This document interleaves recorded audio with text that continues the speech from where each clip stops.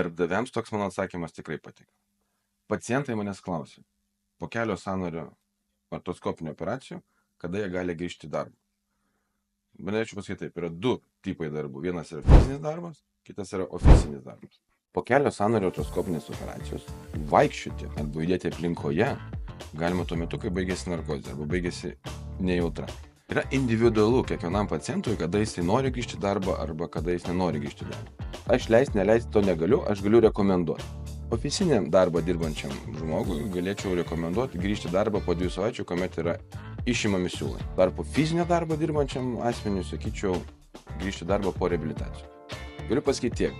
Po kelio sąnario operacijos jūs galite skristi, plaukti laivu, važiuoti automobiliu, judėti aplinkoje, jūs nesate pririštas prie lovos. Aš operuoju tam, kad jūs judėtumėte. Aš padėsiu jums pasveikti ir tada jūsų sąnariai jums padėkos.